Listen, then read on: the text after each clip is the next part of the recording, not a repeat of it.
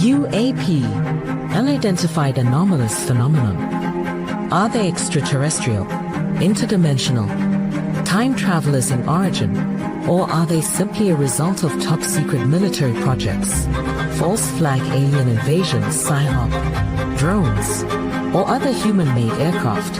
Join the discussion now on UAP Crossfire.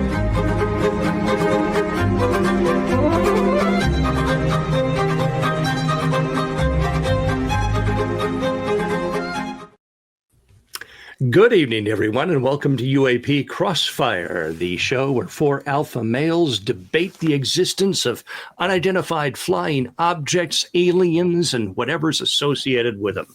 Joining me tonight is our full crew. We're at full strength like your local hockey team. We have to the left of me, or right of me, I can't tell with this camera the way things are going, but we have Chris DePerno. Mr. DePerno, how are you this evening? I am doing good. It's getting a little chilly up here in the wonderful land of Buffalo, New York. But all is good. Can't complain. Wonderful. And below him, certainly not in stature or importance, we have Don Ecker. Good evening, Don.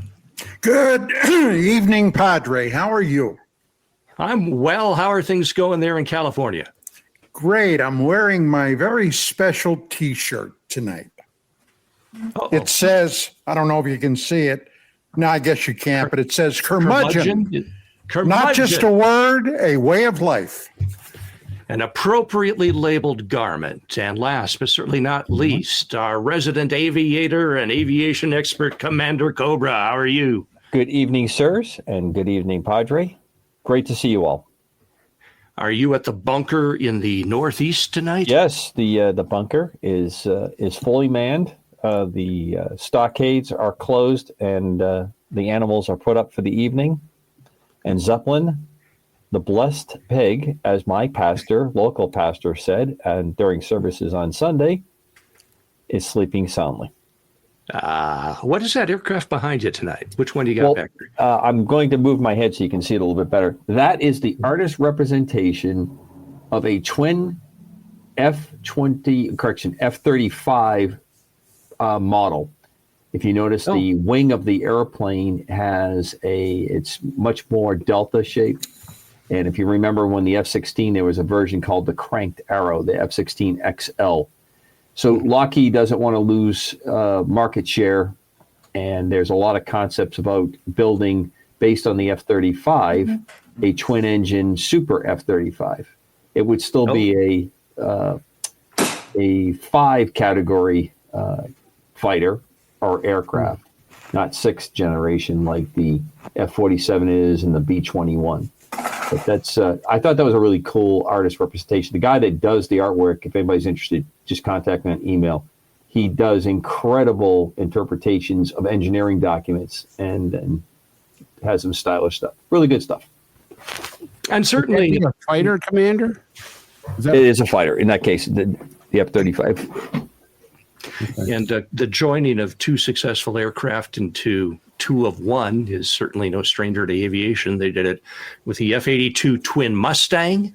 Right. Germans had a version of the Messerschmitt 109 and the HE-111 bomber that they paired together. So you got a good F-35 platform. Why not just glue two of them together and make something new? Well, boys, tonight we're going to get into some of the latest UAP news. Welcome to all of you who are in our chat. Feel free to put your questions in there. If you'd please type it into all caps, that helps us notice them a little bit faster. So feel free to ask away if you have something for us. Yeah, we don't think you're shouting. We don't think you're shouting or rude if you do all caps. Well, my hearing's so bad, practically everything has to be shouted. So let's take a look at our first story, and that is the nature of 3I Atlas, this mysterious so-called comet that's going through our solar system. My understanding is it's not visible to us right now because the sun is in the way, but there were some interesting anomalies that showed up as it zipped past Mars, including what appear to be additional objects flying along with it. And it's also venting water at the rate of a fire hose, which usually doesn't happen out in space that far. We'll begin with Chris DePerno. Chris, when it comes to 3I Atlas, do you think that this is a comet, and if it is, a very strange one, or is it perhaps an alien probe of some kind? I don't think it's an alien probe. I think it's a comet that, you got to remember, we don't know everything in the universe. So if something comes up and we go, hey, it's giving off a strange gas, or it's giving off excess water, or it's turning green. It could describe any one of us, let's be honest. It must be aliens. It must be, yeah, up there. I don't know. It's a comet. My personal opinion, and I'm not an astronomer, so I can't talk on an expert, but everything that I've read about it is. Now, we just have to understand that we don't know everything that goes on in the universe. And so when something strange comes in our universe, I just say, if an alien wanted to probe us, and I say that in an interesting way, okay, if an alien wanted to probe us, okay, I don't think he'd have to do all that this comet is doing. I think they would just come by and say, okay, let's go check out the stupid humans and check them out, and away they go again. I mean, I think the only thing I would say is I'd like to see this thing as it goes around the sun, if it reduces in size. Because obviously a comet is made of ice and rock and stuff. So if the comet starts to melt, which I think it is doing already, because they say there's a tremendous amount of water coming from it, we'll see if it reduces in size. Mr. Decker, your thoughts? I really don't know where to come down on this at this point. I've been looking at all the information that I could locate on the internet, and there is so much fluff out there. So many people are claiming so many things. I will say this. I think it is, at this point, according to sources that I do somewhat trust, I think it's highly strange. I find the fact that they've discovered so much nickel in this object with no iron. Normally, in our solar system, meteorites and what have you that have come down that have been picked up with things like nickel and iron, they seem to go together. This, however, doesn't seem to have iron, which many astronomers have found highly strange, very strange about that. The vapor coming from it, they've been somewhat flummoxed about that. My bottom line at this point is just kind of to wait and see. I accept nothing at face value and wait till it gets around the sun and then see what happens. Chris made an excellent point. Let's find out if this thing has diminished in size by any stretch of the imagination, and then see what happens. But there is one other thing that I do find somewhat amazing, and that was back in 2017 when that last interstellar object, Oumuamua, came through. There was a lot of strangeness with that thing also. And the fact that this just happened within a very, very few short years of each other, I do find that amazing. Now, does it mean anything? I have no idea. But I would have to say I'm going to sit back and wait and see what happens come November and December. Well, I'd like to, before we go to Commander Cobra, knowing that he is an animal lover and has his own menagerie, I'd like to read just a portion of a recent paper from Dr. Avi Loeb. And he was writing about this and his frustration that it seems to be those in the scientific community aren't taking it seriously. He says, imagine noticing a new animal in your backyard. not at all unusual for the commander, with a tail coming out of its forehead instead of its rear end. And after looking at this large image, Oh, a lot of humans experts, like that. after looking at its image, people argue that it must be a cat because cats have tails. You point out that cats do not have an anti-tail, but experts dismiss the anomaly and keep telling reporters that any street animal with a tail must be a cat. You also calculate the animal is at least 1,000 times more massive than the ordinary street cat, previously identified as such in your backyard, but experts dismiss the anomaly and argue that some cats might be bigger than others.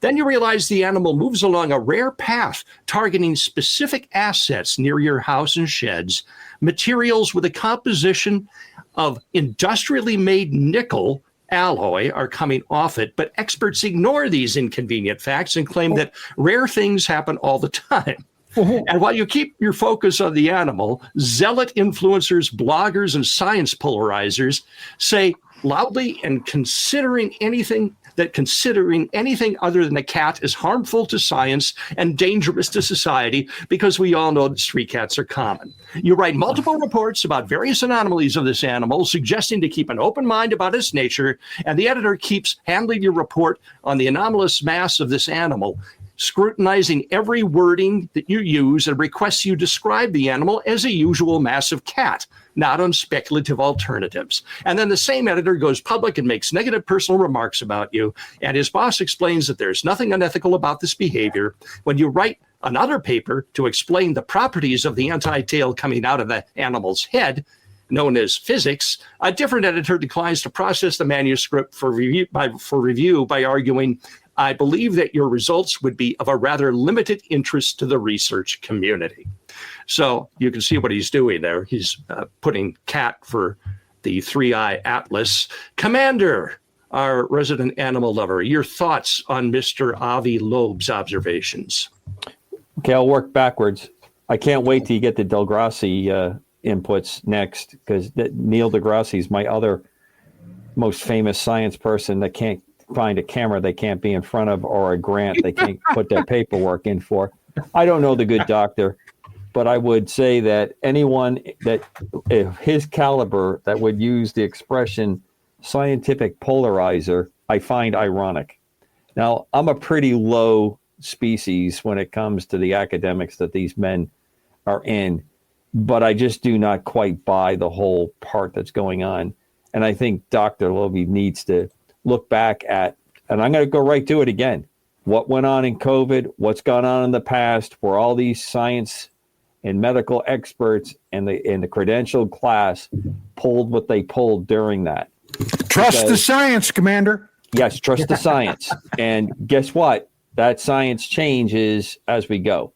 So I think it is very well written. I think it does reflect a high level of intelligence. I understand his frustration with that, but I think he has to look at himself and the entire scientific community for the nonsense that's gone on for 5 or 6 decades. There was storied scientists that were part of all that's gone on, and either they were part of a conspiracy or they truly believed what they were saying, that none of this was true, none of this is happening. And it reflects the times we live in.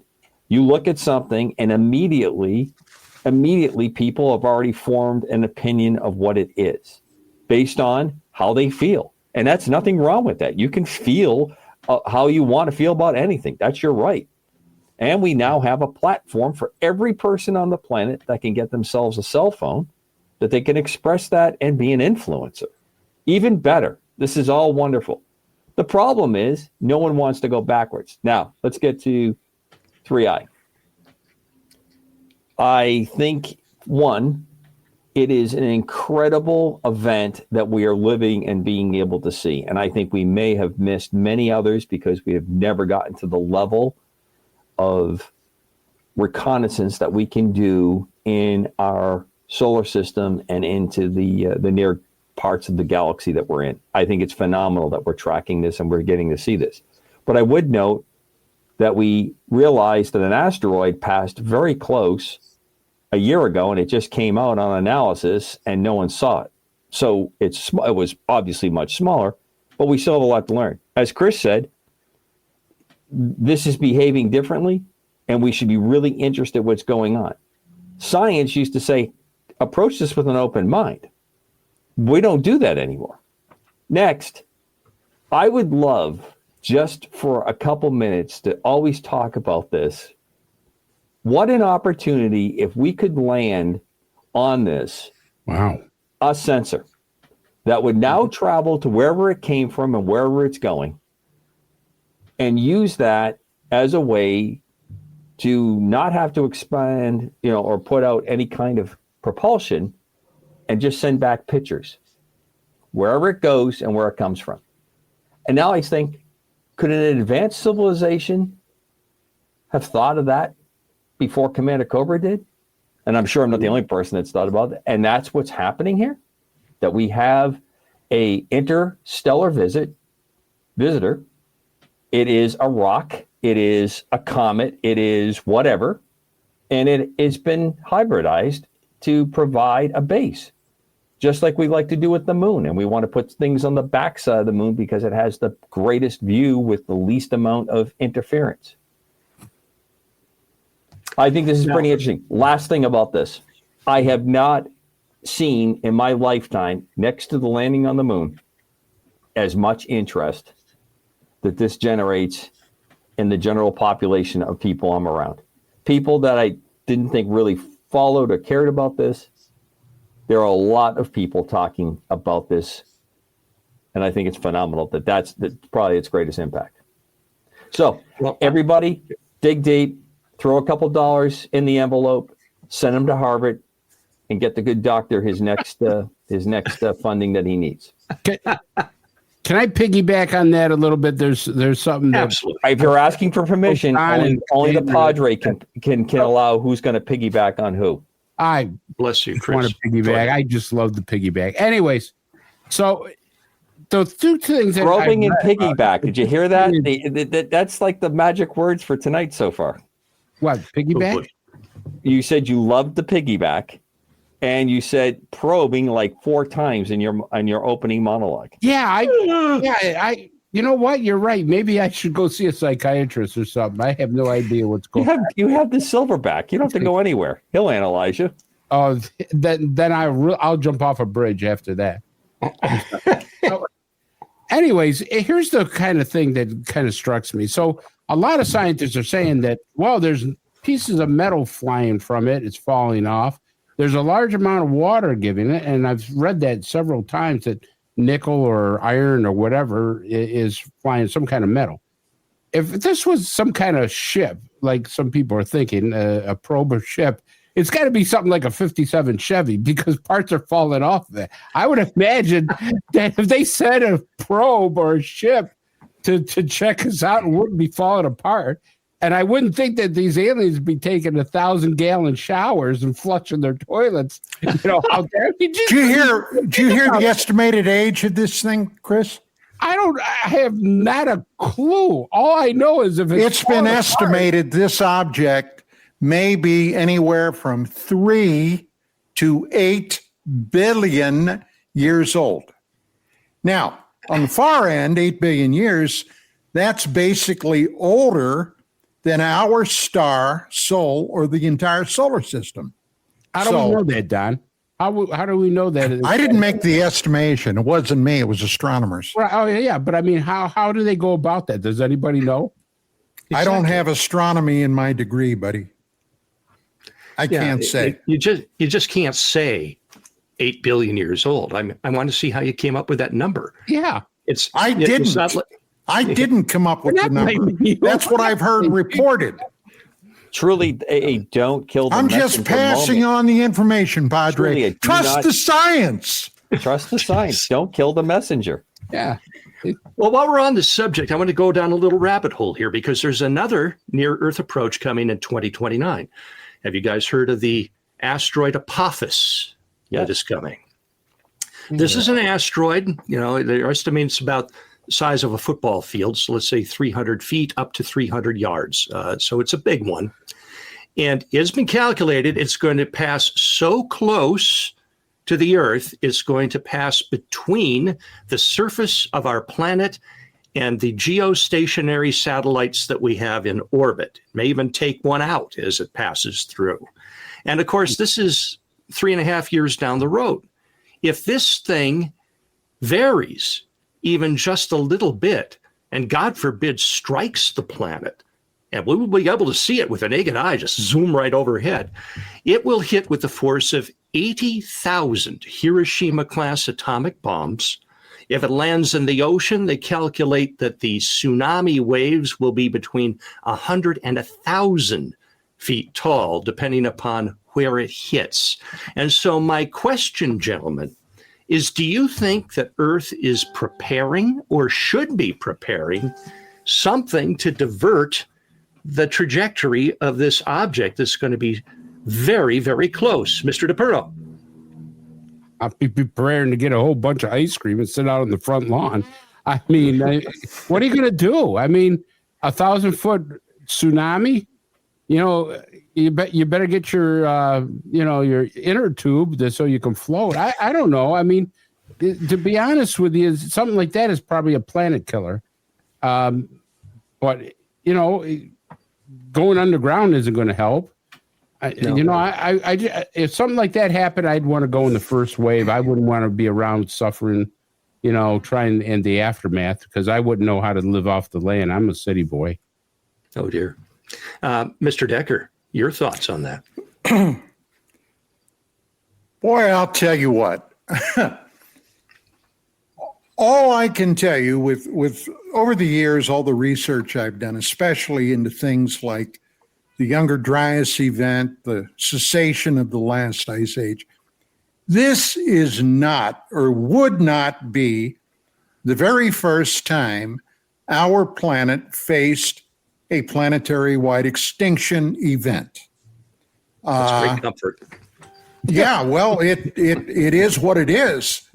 Now, if what you're saying is correct, and I have no doubt or no reason to doubt it, I would think it would behoove the governments of Russia, China, the United States, and any other nuclear-equipped nation to get together, have a France, oh God, have a think tank, okay, and talk about putting some large nuclear warheads up there and try to deflect this thing. Now, I don't have a lot of experience with nuclear warheads. As a matter of fact, it's almost zero. The key part of that is almost. Almost. Yes. Like Dumb and Dumber.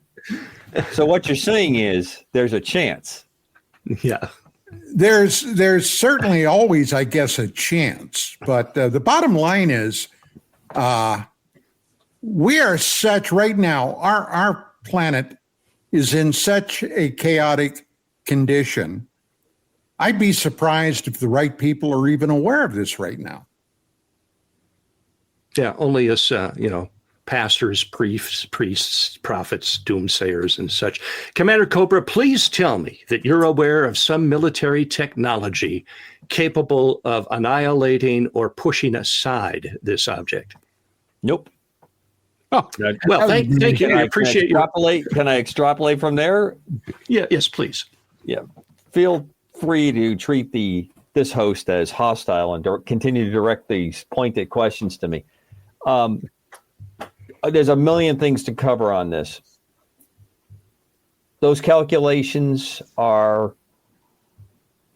constantly being updated. What's going to happen? It's definitely going to be one of the closest near misses to date for calculation going on. Although it's interesting that something of that size, I haven't heard what its density is. What I mean by that is, will it have any effect with gravitational, let alone that? So here's a number of things that come to mind with this. I'm not aware of anything that's going on to be able to do that. I think there's some capabilities. I think what Don proposed would not be best served to wait till it gets close, because if we detonate that amount of material, even in high orbit. It will take out all our satellites with the outflow of electrons that would come from that kind of a detonation, with unknown consequences to the rest of the planet. So even its grievous damage, we may be doing our own.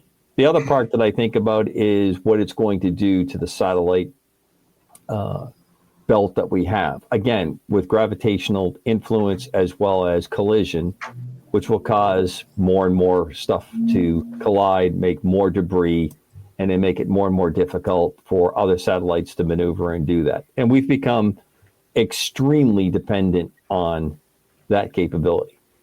I would also like to think that maybe that there is some consideration what to do on the kinds of things that Chris was talking about if we're going to have this kind of an event, and the possibility of preparing for that. Having actual discussion, and like we talk about when a hurricane approaches, or what we talk about to people who live in earthquake zones. It could be the huge changer of our time as it gets closer, and there's not much any of us can do about it except continue to look at it. But I don't think there's anything going on. It would be an interesting case for those folks that believe the Space Brothers are around us to give us a little heads up. I'd also like to hear what everybody's bowing down at the altar of AI. What is AI telling us? What do they put into AI to tell us what to do about this, prepare for this, how to respond to it? Haven't heard anything about that, but that's these are events that I just don't know what we can do about, and sometimes knowing ahead of time is worse. Countless great movies to review between now and then on this very subject about what is going to happen. Some have a happy ending, some don't. You know, one of the things that is speculated is hitting it with nukes. Okay, let's talk about that for a moment. This is hypothetical now. Let's say that we determine this thing is heading for America's eastern seaboard, one of our most densely populated places. Has the potential to absolutely wipe out pretty much everything, let's say, from Norfolk all the way up to your neighborhood in Maine. Don't have to worry about New York. New York's already wiped out. Well, okay. Adjacent communities notwithstanding. Now, Earth has an option. We can let that happen and try to get as many people out of there in time and evacuate. Or we can blow this thing into a dozen smaller pieces, each of which is only, say, the impact power of 2 atomic bombs. But the damage will be more dispersed around the world, and maybe half of them will impact in remote areas or the ocean, and the rest, though, will hit medium to smaller cities. Who makes the decision on that? Would that be solely the purview of the nation being hit? Or would that be something that the United Nations would weigh in on? Well, the UN is, forget them, but it comes down to an arithmetic question. Yes. Yeah. Okay. If we do this, what's the estimated death? If we do that, what's the estimated death? And they can figure these things out to a pretty fine degree these days. I would, when I was talking about getting together with the other nuclear powers, I wasn't talking about waiting for this thing to come into close near Earth space. I was talking about having the ability to get those warheads out into deep space before the thing gets here, and then break it up. And if we do that, that's line one. Line two, as the debris is coming in, send out more nukes to break them up. And if necessary, a third wave of missiles. I don't even know if it's possible. Cobra might know, but that's where I was thinking. Interesting. Well, let's move on to more UAP related topics. It's always kind of interesting to go down those rabbit holes a little bit. Well, wait a minute. There is- Does Cobra do you have any ideas on that, Yeah, Cobra? John, number one, we should never stop landing on the moon because we can't easily get to deep space. We have not put nukes into space. It's not easy just to put a payload like that on there and shoot it onto a extra orbital vehicle to go do that. And I would say that we would probably have had to start it that kind of thinking a long time back. Now, maybe there's something out there that we haven't talked about, but the kinds of payloads that we're talking about to do that, to get to the distance that we have to do to get that shot, and we still very much work on a ballistic kind of intercept here, what you're talking. You need to have the bullet, and the bullet has to explode when it gets there to do that. And that's no easy trick going on there. And we have not, I would say what you see Elon Musk doing right now is probably our best chance of having a vehicle that could do that and have that capability to do that. But most of the things we talk about, most things we build are for orbiting the planet. And we have taken a very slow approach to getting back to the moon. And we keep talking that we're going to go to Mars. But that seems to always be, one more year away from the last time we signed up for it. So maybe this is the sad part of not being able to get things together on this planet that we could actually explore and be able to do that. But I don't know of anything, and I don't think it's that easy or straightforward of a program to adapt nuclear detonation devices, get them into a specific point, not have them detonate a way that you don't, and so that they actually do what you want it to do. This mass and that kind of speed and trajectory, I don't think is an easy hit to do that. We may not have the power to do it. Well, here's just one last thought, and I'll be quiet. But since 1947, there have been elements within the United States government and the United States military that have speculated, especially in the early days, about a possible extraterrestrial invasion of the planet. Now, we did not have any technology at that time that could meet that potential threat. But since the Apollo program, et cetera, moving on and on and on, and the fact that they have had a program looking for these rocks out in space that were potential planetary extinctors, okay, one would think that somewhere along the line, they would have been working on this problem. Now, if they did, I'm sure it would be ultra top secret. It would be ultra black. And if some people that I've talked to over the years have speculated that we, in fact, today do have a secret space program that gives us the ability to get out into the solar system, and I have no idea if there is or not. But I would think somewhere along the line, somebody had to work on a contingency plan, Cobra. I mean, my God, even before World War II, okay, we had contingency plans on what would happen if, for God's sake, Canada invaded us. What would we do? That type of thing. Okay? Right, and we didn't have one thing past those studies in actual armor, actual bodies in uniform, actually people trained.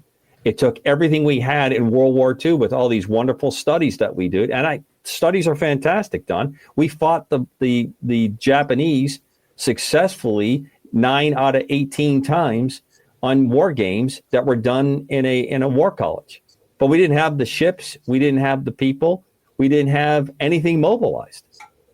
So I'm saying is, if we have this capability, and maybe we do, it's again another one of the great kept secrets, and we may have studies about it, but I don't think anybody's worrying about it. Okay. I mean, use the example of World War II and use the example of Mexico and Canada attacking us or being taken over by a hostile power. Yeah, all that stuff is there, but we didn't have the people to fight it. Yeah, but don't they have underground bunkers that they built for contingency plans? Like, I mean, the only people who are going to go there are politicians and people who can afford it. The rest of us are not going to do. But from what I understand, they've already built like underground bunkers. Or is that? Well, the famous one, of course, is the Greenbrier. I can't think of the name of it. The one that is actually a resort and a hotel, and then it got mistakenly let out. The secret of it was let out. That's where all of the Washington D.C. Continuum of operations for the government would go. You can't use it anymore. Can't remember. I think the last part of its name is Briar. I can't remember the front part of it. Yeah, and we've talked about for years the massive underground facilities for testing military stuff capabilities going on. Again, all possible parts coming up. We just do not have a really good record lately of firing off rockets and having them work real well. We haven't been exploring space. We couldn't figure out how to keep the space shuttle online. One of the most important things we ever could have had is to have that pickup truck, that flying space dump truck. And we gave that up with a whimper. We don't have a real good job with hypersonics. We did more in the 60s and 70s with Super 8 capability and less than 64 computer capability than we're doing right now. But we got really, really good videos and great influencers. Maybe all the influencers can do this. Put them up in Mr. Bezos' suborbital, and they can influence this to go a different direction.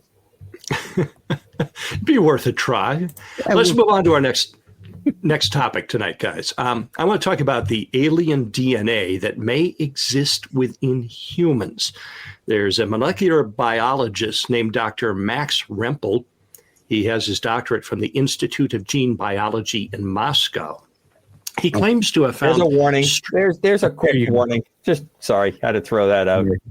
Let me get a little vodka. Go ahead there, Padre. Sorry. Thank you. He claims to have found strands of non-human DNA hidden inside certain families that have been tested. He tested 581 families in the public 1,000 Genomes Project, and in 11 of them, he says large chunks of DNA appeared that did not match either parent. The anomalies, 348 variants in total, could not be chalked up to modern gene editing tools like CRISPR, since the subjects were born decades before that technology existed. He's published his results with the DNA Resonance Research Foundation. We should say it has yet to be peer reviewed, but it has gotten... Bingo. Right. But it has gotten a lot of attention. And I just wanted to carry on a hypothetical impact here. If this is true, it would mean that humans did not evolve from Neanderthals, that our genetics have been interfered with at some time in the past from a source that we can't identify. Now, this has been speculated in the UFO community for some time. You look at what they're taking from abductees, reproductive materials, blood, tissue samples, allegations of cloning hybrids. Chris, do you believe it's possible that an alien entity has been tinkering with our genome? Well, if you saw my wife, maybe. I don't know. Oh, dear. Well, I guess we don't get the show in New Hampshire. Yeah, God, oh no, I know. Believe me, I'd be dead by now. I'd be getting a phone call. Anyways, no. First of all, like Commander said, I don't believe anything that comes out of Russian science. Years ago, the Russians claimed they found when they had a serial killer. They made a movie about this called Citizens X. When they had Citizens X, and that's a true story of a serial. I mean, probably the most prolific in known recorded history. Right, exactly. And they claimed that they found, because they had this guy's DNA, and they claimed that they found a new strand of DNA, and that's why they couldn't catch him the first time, because it was a new strand of DNA that only the Russians discovered, which was a load of horse crap. So this, to me, that's the first thing when I read about this is that, okay, here you go, the Russians are trying to throw something out there that they haven't had peer reviewed haven't had anything to question it, haven't showed any type of, DNA study stuff that would do that, or have any other scientists to say, oh, yeah, I checked their material and, I concur. So until I see that type of stuff happening with reputable scientists, I'm going to reserve to say they're full of crap. Don? Okay, forget about Russia. Okay. Forget about Russia. Except when we need them to fly their nukes up to get the interstellar object. Well, yeah, then we'll call them. Then we'll call them. We'll give them a call.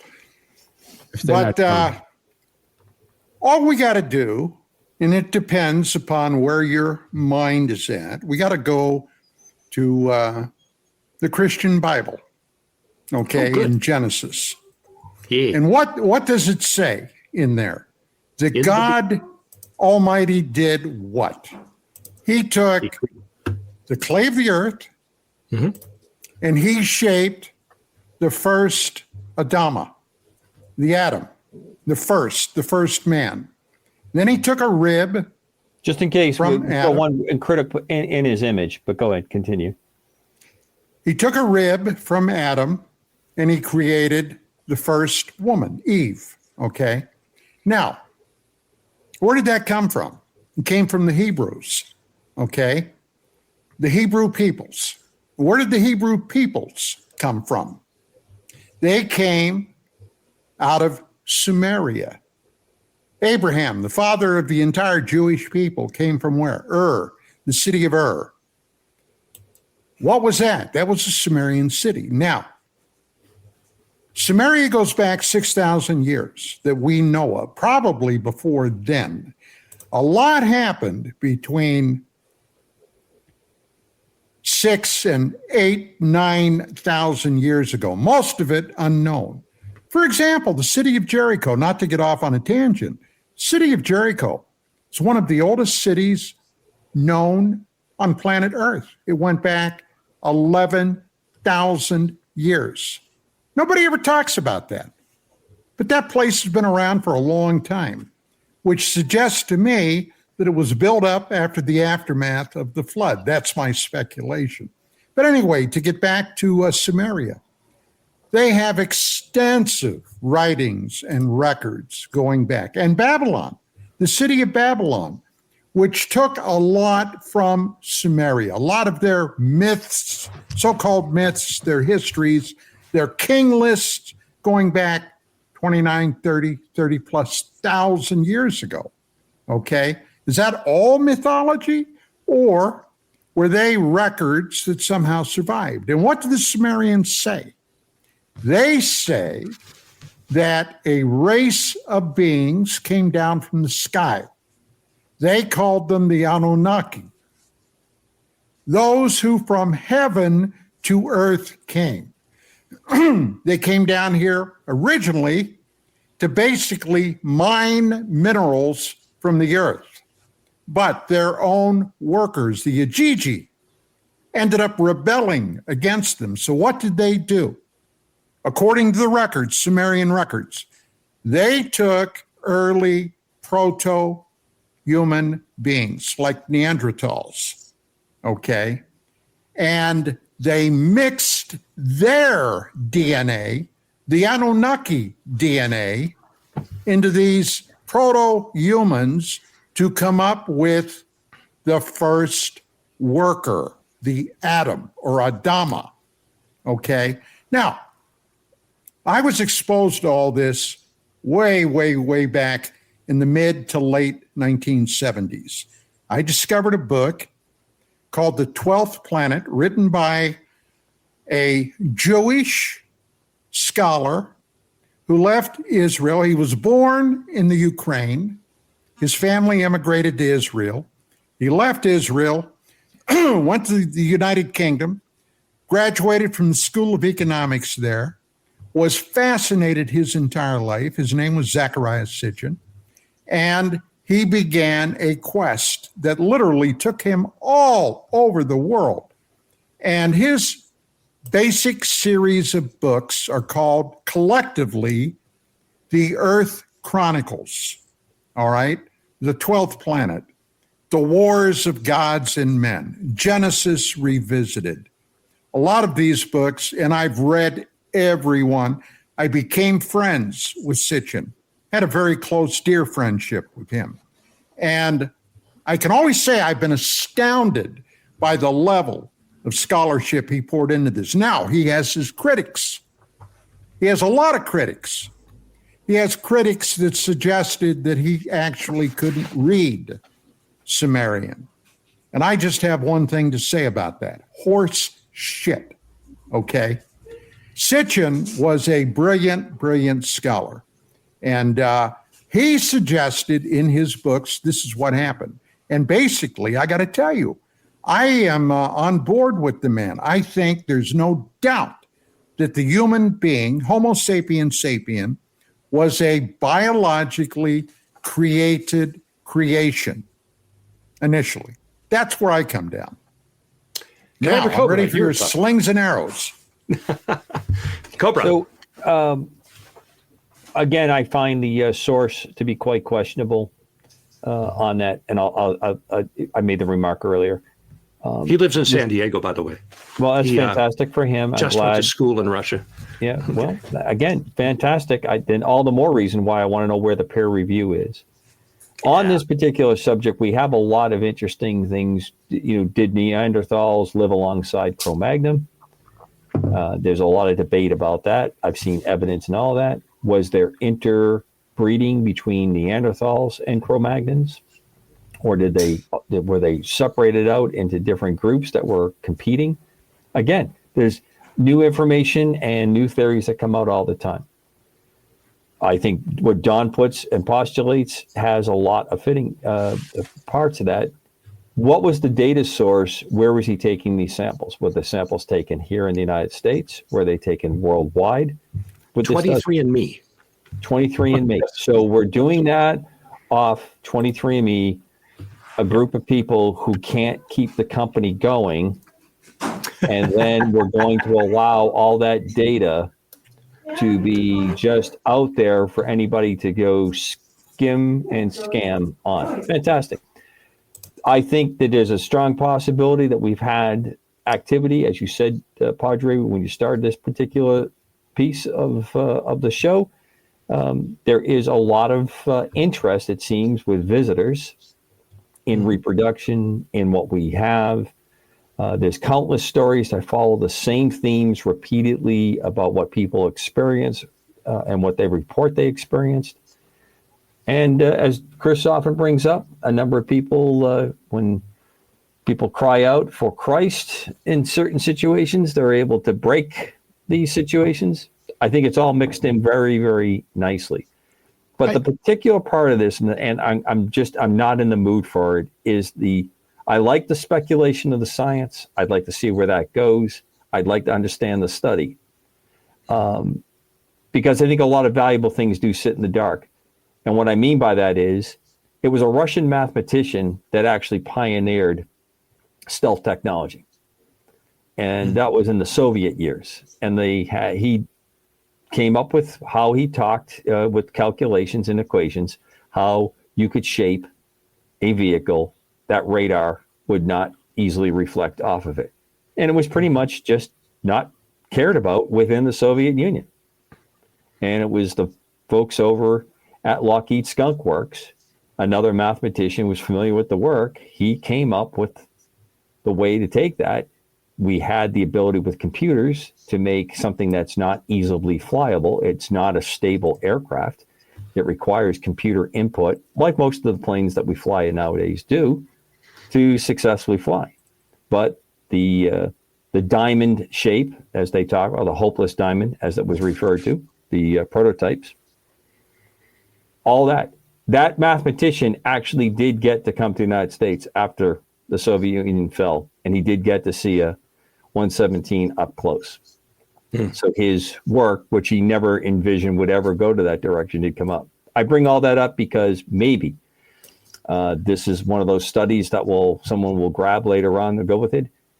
But I find nowadays it's so speculative, and it doesn't go through with what John was talking about. The scholarship is just not there. You're taking a quick survey, you throw a paper out, you get your name circulated in there, and where's the follow-up? Where's the rest of it goes? Because I would think that would be a pretty important thing to talk about. It might explain why we have certain diseases and why some people seem to survive and others don't, and how you can possibly fix that. I find that one just a little bit wonky. I'll use the technical term. It's wonky to me. Well, if we do the Occam's razor thing, I would think that if you find DNA in a sample that doesn't belong to either parent, somebody's been cheating. Somebody's been sleeping around. Well, now that you bring this up, and I hate to bring this up with my family, but many years back, I did for my parents the 23andMe or Ancestry or what it is, so they could get some stuff.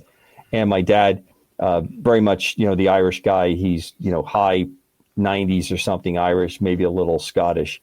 My mom, that's, Italian, and we found out we have Arabic, Middle Eastern background in there. You guys haven't seen me up close, but it explains some of my facial features. So enough said there. So what I'm getting at is my mom, who's very educated, a nurse for many years, she's going through, and when you had your list, people could contact you, through that like mutual third. If you cross with people and you find that, a number of people talk about, relatives they didn't know they had. My dad got like one inquiry. My mom got, sheets and sheets and sheets of stuff that showed up. But in one of them, my mom was explaining to me that she was really surprised that this person actually was related to the family. And she said, this, and that's really funny because this is the daughter of her maid of honor. And we're going, and I said, and who was she married to? Well, that's the funny thing. My mom's saying she wasn't married to anybody in the family. And I'm nodding, and my Mrs. Cobra is sitting there, and she's nodding. And here's my mom, a nurse who's kind of familiar with all this. And she's looking at me like, what? What are you guys just nodding about? Well, Mom, it's Sonny Corleone. It's the Godfather at the wedding scene. I mean, I think we can figure out how she got in the family, because none of her sisters or her brothers are related to any of us, Yes. So let's switch topics here. We got about 4 minutes. We'll do a rapid fire on this one. America's most renowned prophet makes a startling discovery, according to the Daily Mail, that an alien mothership. Excuse me, Padre. I know you're quick for time. I know he's the most renowned prophet to us. Would you tell the audience who he is? Because I just missed, in case not everyone in the audience, the greatest audience on the planet, knows who the greatest prophet of our time is. Yes. This would be Brandon Biggs, and he is a Christian pastor in Oklahoma. And his claim to fame is that he accurately predicted the attempted assassination attempt on Donald Trump that would cause him to have damage to his ear, but that he would survive. So that's what he's got going for him. And based on that stellar prediction, he is saying that a couple things are going to happen, that we're going to have an alien ship, mothership, a la, Independence Day, come and appear over the Vatican. And also that we're going to have a 10.0 earthquake on the New Madrid Fault, which would be interesting because the greatest quake ever recorded on the Richter scale was 9.5. Rapid fire. Don, are you concerned the mothership is coming to the Vatican?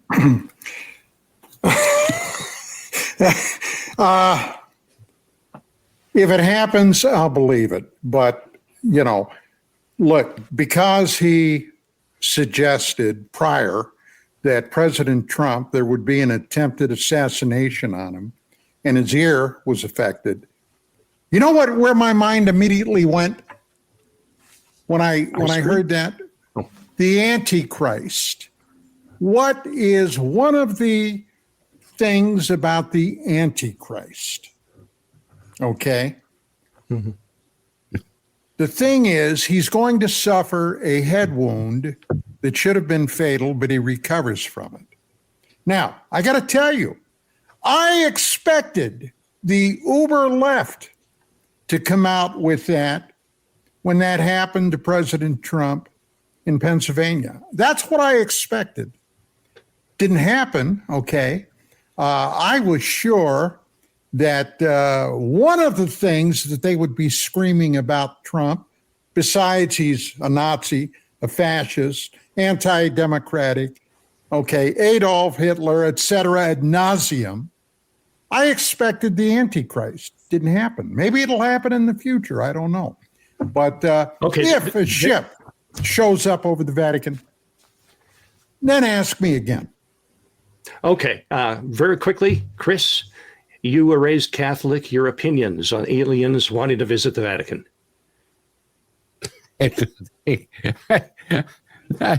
I don't know. I mean, why the Vatican? Why would they go to the Vatican?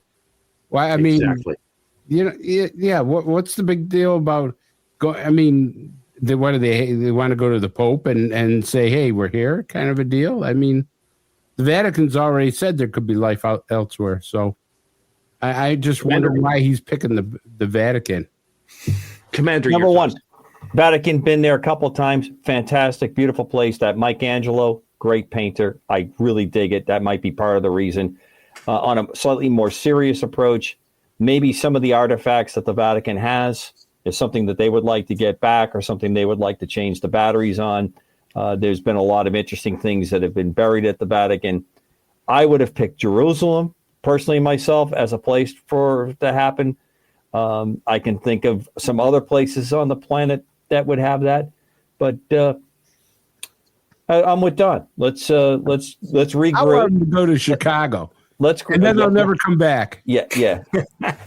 Well, there you have it, everybody. Don says that Trump is the Antichrist. Chris says that No, that's not what I said.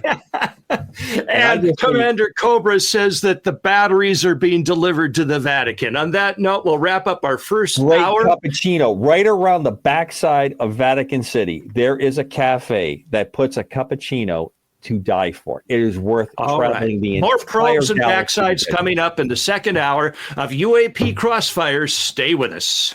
Welcome back to hour 2 of UAP Crossfire. Dan Carlson here with you, along with Chris DePerno, Don Ecker, and Commander Cobra. We're covering the latest news that's going on in the UAP area, and we had a video that came out of China this week showing what appears to be the interception of something by a surface-to-air missile. We have that still, Bill, if you could put that up. It shows a picture of the object in flames as it's heading down toward the ground. There you have it. This is after the missile hit it. Of course, the people in China don't get a whole lot of, let's say, freedom in what they put online, but these were captured by security cameras that they had there, and they did let it out. Let's start with Commander Cobra this time. Commander, you've seen these images and the video. What do you make of it? I don't have enough information to give you a good analysis. It doesn't look to me to be extraordinary beyond the fact that a surface-to-air hit. I would imagine that if it's traveling slow and you have that kind of a hit, the trajectory and a little bit of that trail that's coming on the back of it just looks like the fireball was going forward. The interesting part is I don't think this is something that had wings that were producing lift, because that generally, once you upset that, you don't get a very good ballistic trajectory. Things don't stay together, they come apart. So whatever that was is probably a fairly egg-shaped, cylindrical-shaped kind of thing. Could have been a type of reentry vehicle. It could have been something that was threatening, from the Earth coming down on an unplanned trajectory, and they're taking it out. Could be practicing for the asteroid. I don't mean to be too flippant on there. That kind of stuff. Skeet shooting for SAM battery kind of thing. Getting good at doing that kind of stuff. So without being able to get good imagery. And when you gave the homework for the show, I've been skulking around trying to find that. I even went to some of the more fringy places that I like to sometimes lurk at, and it's just not a lot of stuff on this particular one that's there.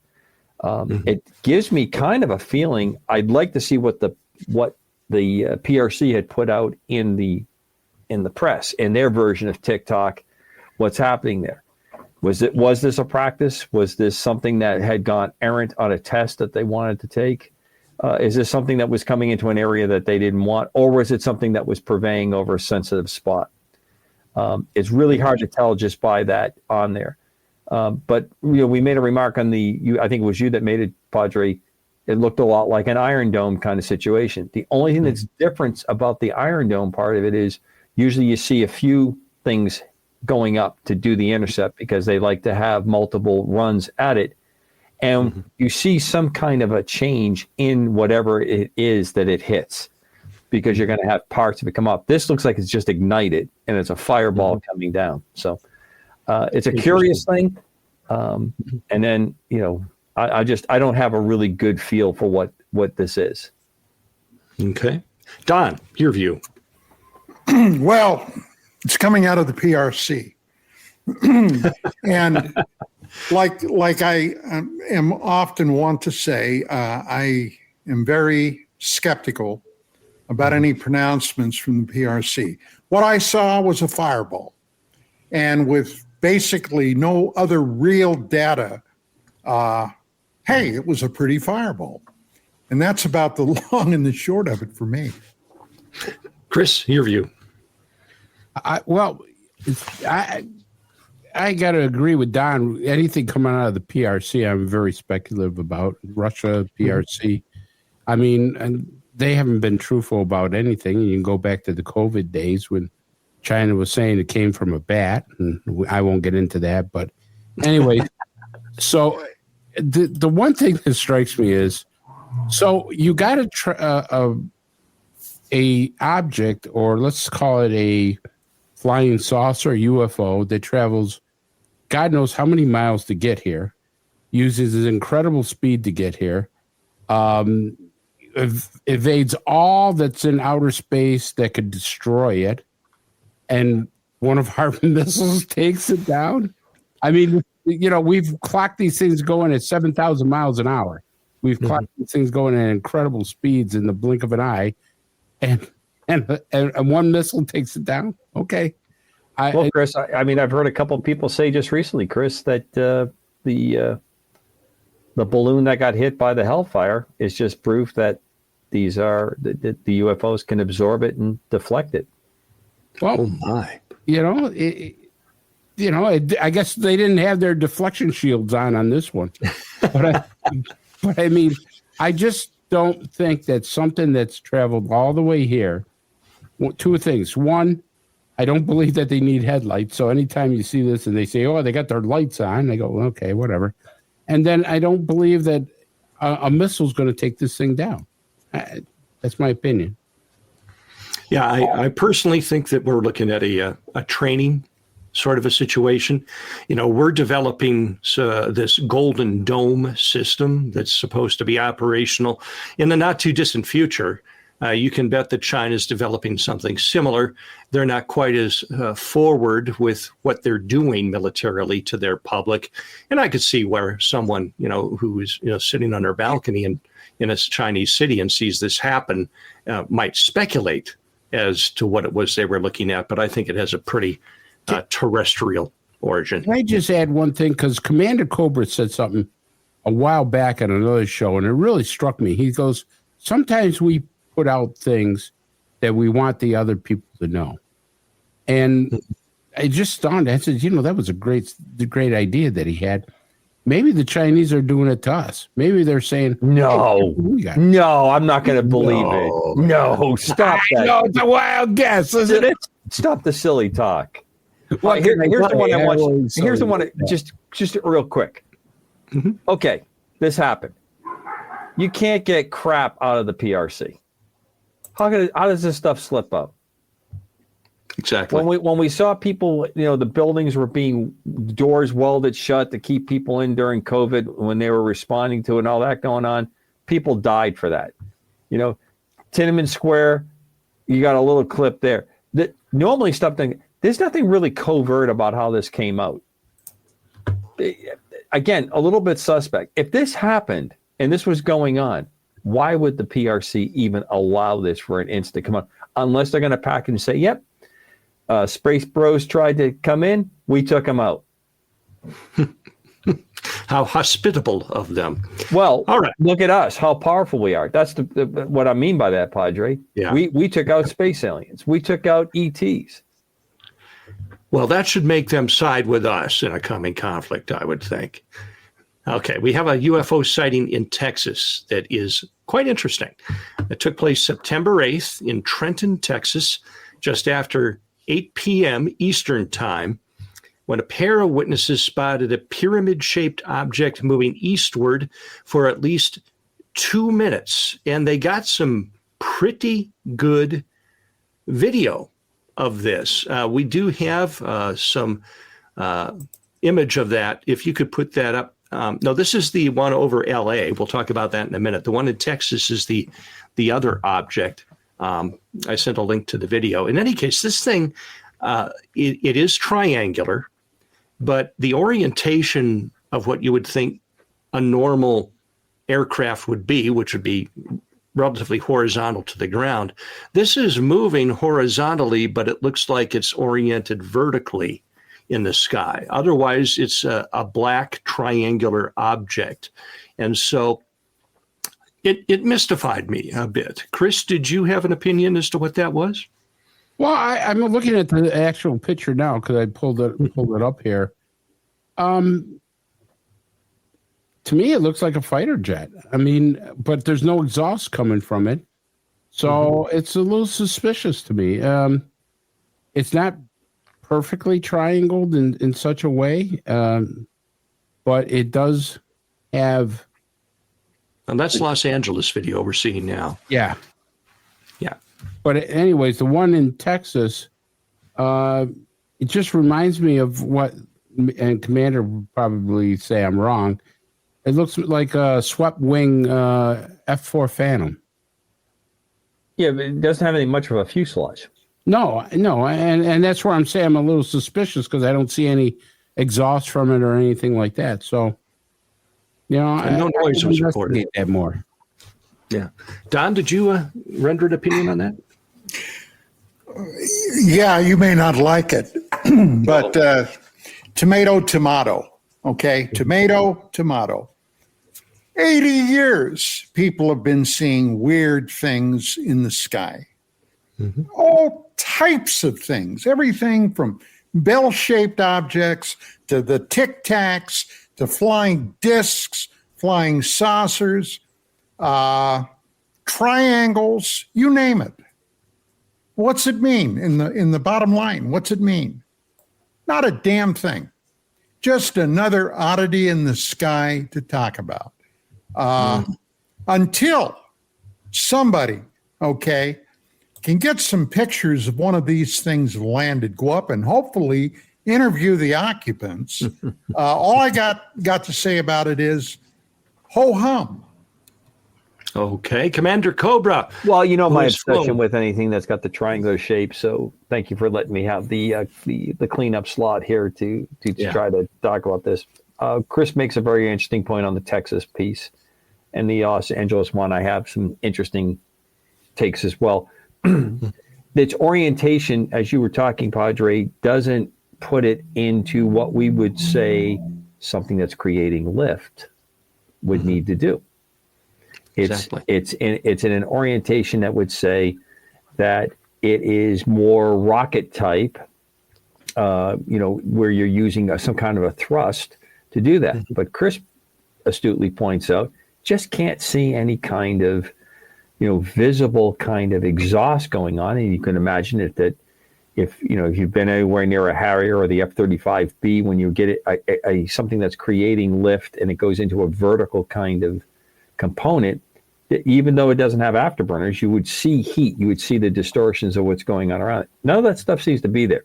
So I jump into that realm that maybe what we're looking at is something that doesn't use what we widely accept as the best way to create lift. That we're not creating lift, that we're doing something different here. My thesis on what the tic tac is and what's going on there, and other things that have been seen over the years for that. It doesn't appear to be lighter than air to me in its way it behaves. But I also will back Don's statement. I love this stuff because this particular shape just attracts my attention. If the good doctor that studied in Russia that's doing the DNA, he'd probably find triangle DNA strain in me, and there's probably about 5 or 6 of us on the planet that share the same obsession on that particular part. I think it's interesting. I'm glad it's documented. I want more of that. There are countless places you can go to look at triangle shape, but just because something is in a triangle shape doesn't mean it's flying as a conventional airplane in any shape or form, no pun intended. And I think that's partially what you're seeing here. But I think there's some really intriguing things about it. But I'm convinced we have passed using just simple thrust and lifting devices, airfoils, although that's where I'm going to spend 99.9% of my flying world. If I get lucky, maybe I can, obviously wouldn't be able to talk about it on the show, but I think we may be seeing things that are working in a different type of physics to affect flight. But there have been some breakthroughs in levitation using a low power Absolutely. source. Yeah, Okay. but you have to have huge power sources for what we've seen in the public sphere. You have to have, it hasn't been seen in flight, maneuvering in flight in a public demonstration. I'll say Tic Tac's in a very special kind of demonstration. But there are some other stuff, and we're going to go to the Los Angeles one next. And the first thing I saw when I looked at that, and Bill can, Skywatcher can give a good part, reminded me of the Hudson Valley flying triangle flying boomerangs that we're seeing all through the Hudson Valley area. Yeah, this is now the UAP over Los Angeles on August 30th. You can clearly see the triangle shape. And you'll also notice that there is a black object in the base of the V. I would say that would be like a fuselage kind of area to it. Why the lights all the way around what would be the leading edge? That could be one of two things. That could be how it is achieving flight, or achieving its, in this case, it seems to be almost like a steady state displacement. It could also be part of a way that you can identify it. Sometimes, though, heat, and you will pick up the wavelengths of heat with your phone because of the step down that your camera is able to pick up. That shimmering that you see going on could be the atmosphere. I don't think that or a combination of something that's happening on it. I don't think that's actually a flashing light on it. It seems to be moving very, very slowly. Yep. You look in relation to the tree; it's almost hovering there. We do have a still of this. Bill, could you put up the still that's kind of zoomed in on that and gives us a little bit better idea? What do you think? It almost looks like there's an energy field around the lights, or of course that could just be a trick of the lens, but it intrigues me. And then you've got a solid band of light on one side and then broken lights on the other. Does that tell you anything, Commander? I don't see anything from the broken versus the four spheres that you kind of see. That to me seems to be something that's just happening from either the vibration that's moving on the lights, or just how they're positioned on that. It appears to me to have some kind of what I would normally say is a wing type structure around some central fuselage area. It has a spherical look to it, but it's hard to tell.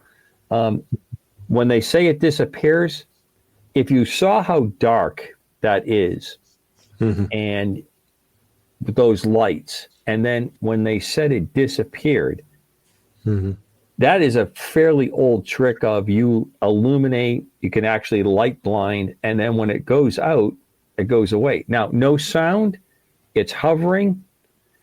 If it's not some kind of anti-gravitational, it could, and I put in quotes, simply be a dirigible type activity that's going on there, meaning lighter than air with very, very quiet thrusting capability to hover, hold it in a spot. Lights go out and it just climbs away or drifts away or motors away.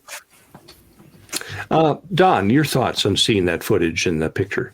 Well, first, let me tell you this very short story. When I first moved to Los Angeles back in 1988, 89, I was living down in Culver City, running a place. And one evening, it was a Friday evening, I had walked out into the kitchen. We had a door that led into the driveway where my car was parked. And for some reason, I had to go out to the car, and I opened up the door, stepped outside. It was not quite dark. It was still twilight. And suddenly, my heart practically stopped. In the sky, right in front of me, was this gigantic object. And I mean big. And it literally took my breath away. And I started to yell for Vicky to come out. You're not going to believe this. Look at this. And then it started to turn a little bit. You know what it said on the side? Goodyear. Goodyear. So this thing, okay, if I had to make a speculation about it, the last place in the world I would go would be to the concept of ET. This thing was up there. I am sure it was probably American, and it was probably a military thing. And I think Cobra was onto something when he said it was a dirigible. I think that's probably what it was. So UFO?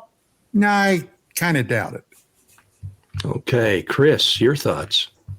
Well, the picture reminds me of what a person that I know. Was a lieutenant colonel in the Army, and he was affiliated with the Army's Future Weapons Lab.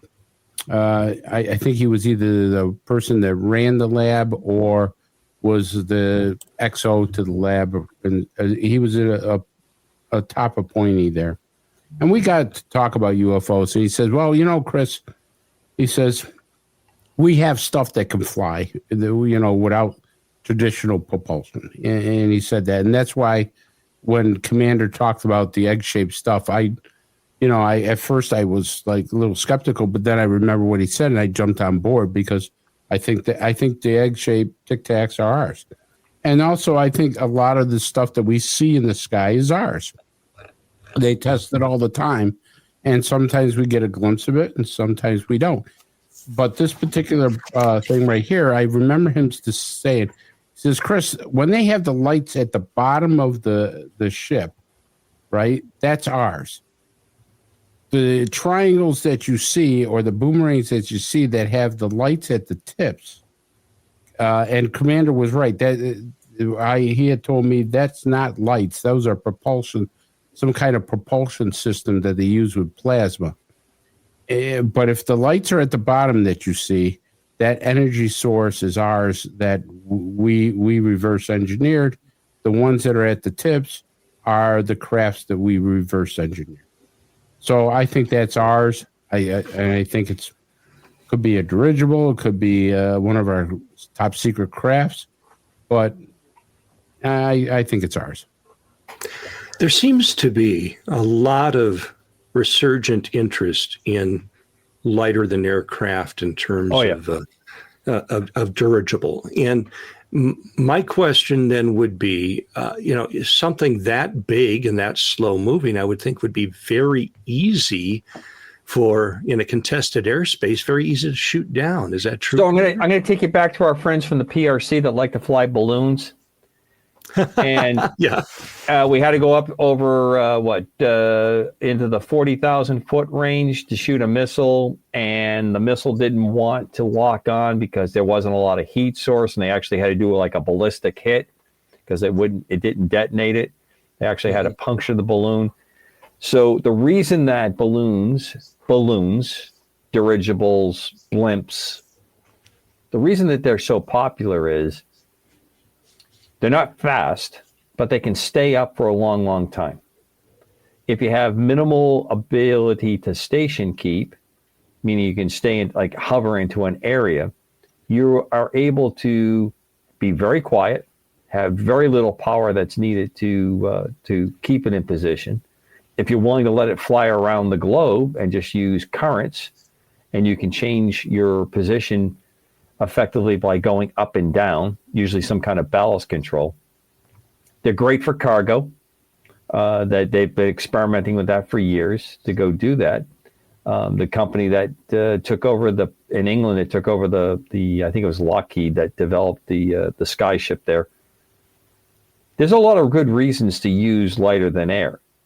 It just comes with it's like sailing a great big ship on the ocean. You have to have certain considerations. You're at the mercy of weather. You're at the mercy of currents, and you may have to work harder to get into a spot to go do that. It's a very interesting. It's curious to me. Our friend Doug. I'm trying to get Doug to give us. He was on the show a while back, if you remember. Trying to get his input on what was on Texas. I haven't heard back from him on that. And we'll see what he has to come up with. Maybe get him on to come on for another night, and that'll be one of the things we talk about.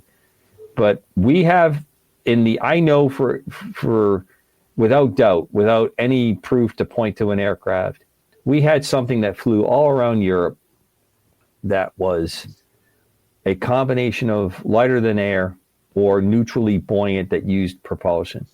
And there was countless reports in Europe of this large triangle-shaped vehicle. If folks go to Popular Mechanics, it's probably going back now almost 2 decades. They had put together a number of basically line drawings of what they thought was out there.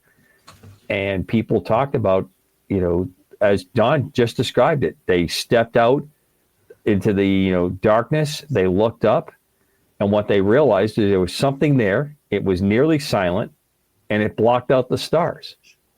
I get countless reports up here in Maine, especially during the summer months, where kids that are looking up at the sky and they see the stars blocked out in a triangle shape. Well, it turns out that that's probably activity going over to Europe that's doing that, and it probably was B-2s or something in that realm. But it does come up quite a bit, quite often. There's a really interesting niche for lighter than air activity. I would imagine that there might be some law enforcement application to something like that, to loiter over let's say a hostage situation. We have 2 retired Leos with us. Don, did your department ever use a lighter than aircraft in your line of duty as a police officer? No. If it came to air assets, invariably they were helicopters. How about you, Don? Did you ever see anything used in law enforcement? You mean Chris? Yes, Chris, I'm sorry. Oh, no. No, my department wouldn't have that. We were lucky that we didn't have holes in our police cars. I mean, to get a dirigible or something like that was not the question. Hell, I'm surprised we were able to get ammunition for our guns. I mean, bad. Just kind of thinking out loud here, aviation-wise, Commander, is what is the maximum altitude that, let's say that you wanted to surveil a contested area, but the enemy, the only thing that they have is small arms and maybe some light kinetic AA. What is the ceiling of effectiveness for those kinds of weapons? And if you were to park at, say, 10,000 feet, would a stationary inflatable be able to be safe or how would that work? Okay, so there's a couple of different variables you got to put in there. First, I need to know how you're doing the observation. If you're using eyeballs, about 10 to 15,000 feet with handheld optics like binoculars and stuff like that, even night vision devices, you can see pretty good activity. So what is your collection device? What is the sensor? Is it a human eye? Is it a camera? Is it an infrared camera? Is it an electro-optical camera where you can zoom in and zoom out? The other part of that question that you posed in there is the threat on the ground.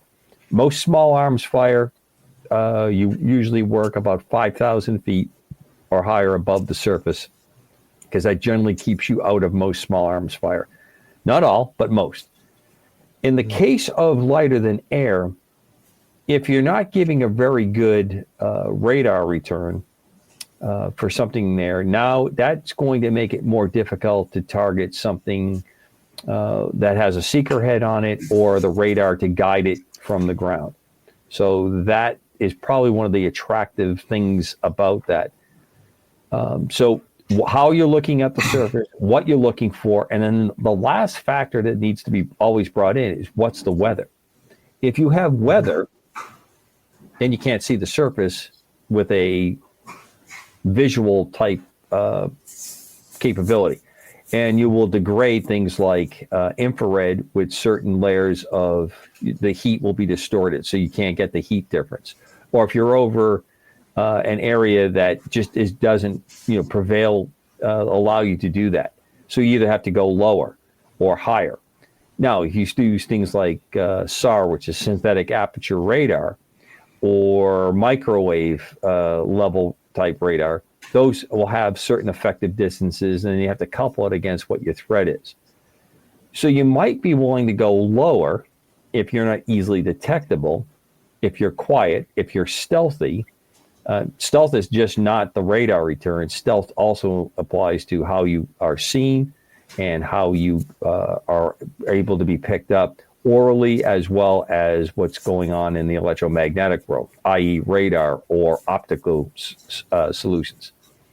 A lot of the gun systems use an optical system, and they don't put their radar on because they don't want to be detected for putting the radar on. That's the other reason, because they're afraid that if you put the radar on, they may take an incoming round from someplace else. Remember, you put that dirigible or an airplane like I fly up there, and I detect the position and I'm networked in, you could have an artillery battery, and in not too distant future, you're going to have an F-35 that's going to be able to fire or send the signal to fire a hypersonic missile that's going to come from a long, long ways away and take that thing out. And that's just how networked warfare is becoming. I was wondering, with the increased reports in the last few weeks of these triangle craft, a lot of them slow movers, if we might be testing something in preparation for a low impact conflict in South America, surveilling, drug cartel and drug trafficking areas where it obviously unmanned, but you would park it at an altitude where they wouldn't be able to retaliate against it. And if it's not giving off any heat, something like a man-operated air defense thing wouldn't be able to hit it. Wouldn't easily be able to pick it up. Yeah. Anyway, so back to UAPs and natural science. Here we go. Reports of multiple UAPs in Mexico around the Popocatépetl. Let's just call it Popo. Popocatépetl You should have had volcano. Chris is really the international man of mystery when it comes to Mexico. And it's How did I get that title? So thank you, Silverback, for picking up on that. There are reports as this volcano recently came to life again and started erupting, and photos also of UAP activity around the summit. I've known that UAPs tend to be showing up in areas of dramatic Earth seismic activities, earthquakes, so-called Earth lights, so to speak, and also around volcanoes. Do we have a still, Bill, to put up of that UAP over the volcano in Mexico? While he's working on that, let's begin now with Don. Don, you've heard of Earth lights and things such as that around seismic events. Your thoughts? Yeah, well, this is basically it's an old story of especially that volcano down in Mexico, going back years, actually several decades. This is not the first time that it's been active. It's erupted. Lava has flown out of it, and lights often are seen around it. A lot of people immediately suspected UFOs or UAPs today, I guess you would say. But Earth lights have been seen in areas of tectonic activity, especially here in California. As everybody knows, we have a lot of tectonic activity. One day, my wife and I, we were out in the backyard, and to make a long story short, I was on the patio. Suddenly, I felt the patio swaying. Not drastically, but swaying. And I knew immediately that was an earthquake. And I shouted at Vicky, I said, Vicky, we've got an earthquake. And sure enough, it was like a 3.5 or 4.0. It was something very small. But now that volcano, this is not the first time they've been seen, but the Earth lights do pop up. Now, when Padre and I were talking about this yesterday on the phone, he said, well, there are people that talked about seeing some of these lights fly down into the volcano. Now, what I'm about to say is the purest speculation, okay? I don't have an iota of anything to put anything to this. But what if some of these incidents where there were actual technological objects of some type that could go into the volcano for energy, okay? What's the energy that's being generated? Geothermic, right? Coming up out of the depths. Is it possible that some of these things may be able to capture and store that type of energy? I have no way of knowing, no idea whatsoever. It was the wildest thought that came to my head, but I suggested that to Dan, and who knows? Who knows? Chris, your thoughts? Well, first of all, Alexandro Rojas, who I know, he's a pretty serious, investigator. He's an advisor for Enigma Labs. He says that he doesn't think this is a UFO because it kind of moves slower than what was projected to have been done and things like that. I'm always a little suspicious of stuff coming out of Mexico. Some stuff is really good, but some stuff you got to go, okay, where did they come up with this? Remember, they had pictures of these trash cans and trash lids and stuff flying, in people's backyards. And, there was a certain ufologist, I won't mention him by name, but I think everybody here knows who I'm talking about, that, there's aliens all over Mexico, there's ships all over. And when people actually analyze the pictures, they go, this is phony, this is computer generated, or this is something that's just not there. Don brought up a good point. Do they collect energy? Well, we know that people have seen through NASA pictures what looks like crafts near the sun actually drawing, parts of the sun, energy from the sun to their craft. So that's a good theory that Don has. Could they be actually getting some type of energy? We know that crafts have funneled waters. We have people that have seen them funnel up waters that they believe they use as energy, hydrogen from that. We know that there's a possibility they're taking energy from the sun to use as fuel. So Don's theory, hey, they're maybe because of what the volcano produces may very well be an energy source to them. Commander, your views. I'm not in the camp that we have something that is UAP, UFO extraterrestrial. Always the possibility it could be, but I don't see anything there. As Don was saying, this is not a phenomenon that is uncommon to other types of tectonic activity all over the globe. This has been reported for a long time.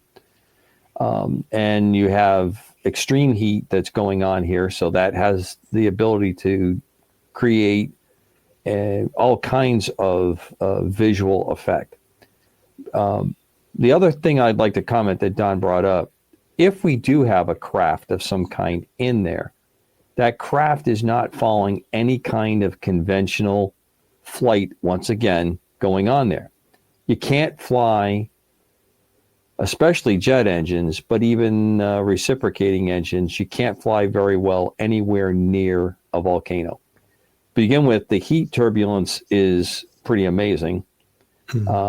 The other part is jet engines especially, but even, as I said, a conventionally, normally aspirated engine doesn't do very well in the smoke, in the exhaust that comes off from it. That's why airliners, when we have volcanoes and it's a large, have to change their flight patterns dramatically because they can't get through that. What it does is it basically causes the blades inside the jet engine to corrode very, very quickly. And when that corrosion, you don't produce the thrust, and then the engine's pretty much useless. It has to come off if you don't have a more extremist reaction to it, i.e. a crash. There's just not a lot on that one that gets me excited on that. I think it's interesting that you see the kind of dark objects that are there that seem to show up there. I find it interesting that the day shot and the night shot have it almost in the same place both times. So that gets a little suspicious to me that you would have it there, but like it's almost something that's stationary that's there. But again, didn't get my heart pounding. Give me the old black triangle, give me a couple lights, and I'm much more your guy to get excited. There was speculation that the aliens were using the volcano as a secret base. Well, it didn't work out for whatever James Bond villain that was who had the base in the volcano. And, people don't understand just the tremendous amount of heat in an active volcano. We're talking about melted rock.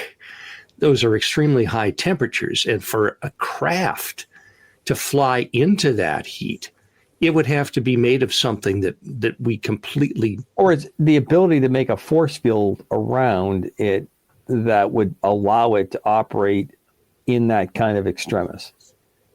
Pretty incredible. There's my also a lot, but there's also a lot of electromagnetic energy being produced there. A lot of lightning that goes on in an erupting volcano, and a lot of plasma energy too. I mean, the environment around these things is so hostile to humanity. That's why we know actually so relatively little about them, because you just can't get close to it in order to fully understand what is going on there. So it's a pretty dire situation to think that anything could function within that, unless you've got deflector shields or something. Why would you want to build a base in a volcano to begin with? Exactly. There's so many nicer pieces. Get out of your ship. It's not like you could get out of your ship and do anything. I mean, you're better off, underwater in a cave. Go to Mars and build a base there, or the moon. Like, there's a probability of bases on the moon. I mean, it just doesn't make sense to build a base in a volcano. And then there are bases under the ocean, my friends. A guy called Red Panda Koala on X says that Congressman Tim Burchett told him that aliens have bases in our oceans. And then a Dr. Michael Salla, a researcher focused on the extraterrestrial phenomena, told Mr. Panda Koala about 2 U.S. Army guys, one of whom is an alleged whistleblower, who told him about a trip that they took to with an Army Blackhawk. So it's Army guys going to an offshore platform like an oil rig, where they met Nordic-looking aliens who crewed a submarine that could also go into space, and then went into an undersea city that looked like Dubai under a dome. This, according to that paragon of journalism, the Daily Mail in the United Kingdom. But the idea of underwater bases is certainly gaining traction, as are the USO reports on identified submerged objects. But what I don't think people understand is how hostile an undersea environment is. You have the tremendous pressures of water pushing down on you. And then you also have the salt and the corrosive nature of that. What do you think, Chris, about the possibility of undersea cities occupied by aliens? And I'm hearing a lot of dish noises in the background. Is somebody clearing the table? Okay, go ahead, Chris. Anyways, I would say that would be the most logical explanation in theory. I always believed that there was another civilization living here on the planet with us, and I truly believe that there's underwater bases that because we've seen so many crafts come in and out of the water. We can't explain. We've had reports of objects as big as a football field going 400 or 500 knots per hour. We have so much evidence that way that it tends to make me believe that we're not the only civilization on this planet, and that there's bases under the water that they come in and out of. And what a great future for us, too. Don, help me with the history here. The name escapes me at the moment. They have something every year. It's in eastern Canada, where divers supposedly were investigating a sunken UAP and encountered strange... No, it flew in and landed under the water. Okay. They finally got divers up there, and when they got out there was nothing to find. But, yes, the... submersible UFOs, it's a very old story. As a matter of fact, one of our friends, been on this show, Mark D'Antonio,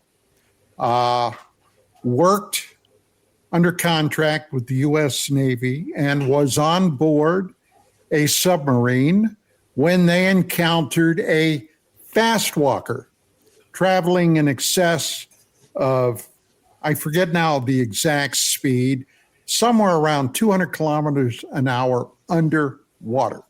Okay, very fast.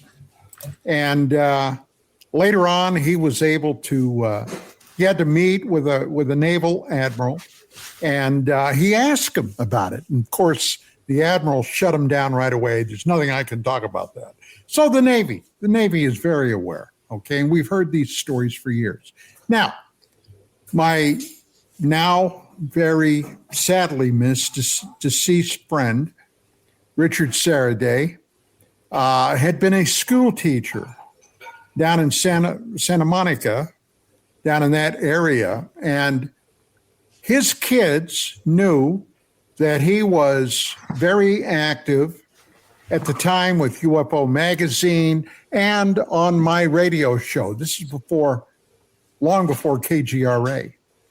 So anyway, one day, some of his kids came in and said, we think there's a UFO base, and these were high school kids, UFO base down in Santa Monica, or down off the coast in the water. And Richard looked at him and said, well, why would you think that? Because we've watched them come in to the ocean and leave the ocean on many different occasions. And I did a little checking around with some people. And of course, there were a lot of UFO investigators here at the time. And yeah, it is believed that down there very well may be some type of underwater facility. Now, whether it's ET or something else, who knows? But it's an old story. And yes, I believe from the things I've researched and what have you, that that would be an ideal spot if there were extraterrestrials here, a long-term presence. That would be the place to have a facility like that. And up in Alaska, in the mountains, there's several mountains up there that's also believed to house an underground facility of some type. Can I prove it? No, I can't prove it. But my speculation leads me to believe that there is something there. Commander, your thoughts? You've flown over many oceans. You ever see anything? No, but one of the areas that's been, I mean, I've seen a lot of interesting things. I've seen a lot of interesting ocean-based marine life, putting that out. Unfortunately, have not had the ability. I've actually had a couple opportunities to fly up to submarines to affect some kind of mission with them for that. Very impressive. But I agree with everything that's been said. I just need to throw a couple things in there. The acidity of salt water really makes this an incredible project to do this. So just because something flies well in space doesn't mean it's going to do very well under the water. So that's number one. Number two is, if it can submerge and do that, you can't, it's going to have to be something pretty advanced. So again, I'm back to my force field. I'm back to my, alternate propulsion or a different propulsion that allows you to have that. That would allow you to go very fast, because you would then be making this bubble that you're traveling inside a bubble. It's very similar. It's a fluid, just like the air is. It's just that it's a much higher density, and it also has an acidity. Salt water is very corrosive. The areas that I've seen and heard so much talked about bring me to two possible conclusions. Off the west coast of the United States, off the California coast, we have a range where I've flown over and done some exercise work with that does and specializes in subsea as well as other types of warfare, generally based on the deployed surface vessel or subsurface vessel. So if that's where the alien ET location is, we're obviously in league with them, or we have a really good work schedule with them that allows us to be cruising above it, and then we're not bumping into each other when they're conducting their operations. I think it's a lot easier when Don talks about like the mountain type things. I can see where that works a lot easier, because it's just a much more hospitable situation that you have for the atmosphere versus the water. So that's just always something that comes up. I think it's very, very, very intriguing. It makes a lot of sense to me that if I could do that, and I had the advanced technology, looking at salt water or air is really not a big difference. I just have to, how I approach it, how I'm going to operate in that environment. Then you come on to the other side, you get towards the Caribbean, and we have AUTEC, one of the deepest places. We have an undersea, they sometimes refer to it as the Navy's Area 51 for the activities go there. There is an undersea warfare research capability there. Again, we have to be in league, or we have to be in some kind of an agreement how we're operating with other people around there, because we're always watching to make sure that we're not being infiltrated by unfriendly nations that are trying to gather intelligence on what we're doing. But I think it's an intriguing idea. And I always think back to Voyage to the Bottom of the Sea, because you brought up Mark D'Antonio, and they had the aircraft that was also able to leave the sub go to the surface, fly in the air, and then come back, enter the water. If you remember, Irwin Allen was pretty careful that they just didn't smash into it. If you remember, he kind of slowed down, and he got to the surface of the water, and then he would, basically take on ballast and go into the submarine. And if you looked at the bottom of it, that had almost like fan jets on the bottom, very similar to how the F-35B flies, how it does its vertical takeoff and would bubble up when it left the sub. And then it could fly like a jet going back and forth between the two.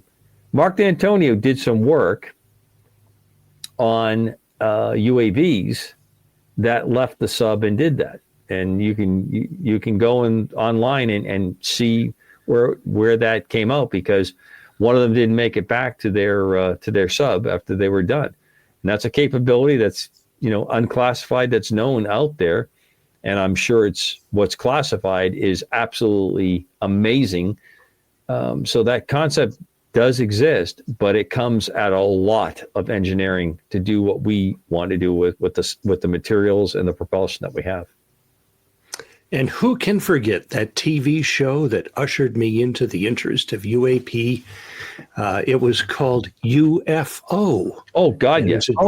Jerry Anderson production with Skydiver 1 and the fighter jet mounted on the front of the don't submarine. Forget the mini skirts. The mini skirts were great. I watched that show. I could give a damn about the UFOs. I was always intrigued why the gals on the moon base had to have the helmet silver hair. Now, they didn't wear anti-static wigs. They didn't wear mini skirts on the moon. But mini skirts were a big part of that show back here on Earth. Well, if you guys noticed in that show, on the submarine, on Skydiver, everybody wore mesh see-through uniform shirts. Yes, and the females did not wear brasiers. They did not have undergarments. Really? Man, I got to go back to YouTube and check that out. But I one thing is the polyester look. Remember the polyester look? They all had the polyester look. It wasn't the polyester look. It was polyester, Chris. Yeah. That's what we were wearing back then. Remember, it was 1980, right? Yeah. That's right. In the future, in 1980. Yeah, you had the boots and the mini skirts and the polyester suits. Yeah, it made me feel young. I can't remember the name of the guy that plays the colonel. Ed Straker. Yeah, Straker. Ed Bishop was the actor. Yes. So Ed Bishop was actually, there was an active push to try to make Ed Bishop to be a 007. He was an American actor, but he really was based quite a bit in Europe, and that was an ITC series show. Interesting actor. I liked what he did there. I thought he did a really good job in the pilot movie for that. The dedicated colonel that, ends up losing his wife because they basically were talking, the NATO nations had to have this next level of capability because we were being visited on a regular basis. One of my favorite episodes is where a couple kill an alien that shows up at the house. And what they figure out is it is a woman who wants her husband killed, and it was her lover, and they thought it was the husband that showed up. And when they would drink coffee and it would make them forget. They had the truth serum, and then it was also the amnesia stuff.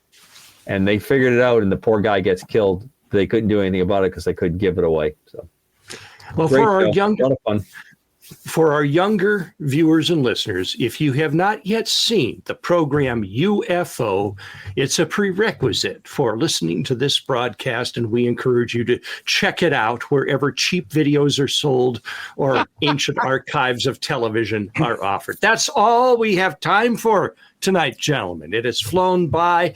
We thank you for your loyalty, being the greatest audience on the planet. The Invaders. Invaders, a Quinn Martin production. Great stories. May the peace of God that surpasses all understanding be with you in the coming week. Until we meet again next Thursday night, we're signing off for UAP Crossfire. Good night. Amen. Good night.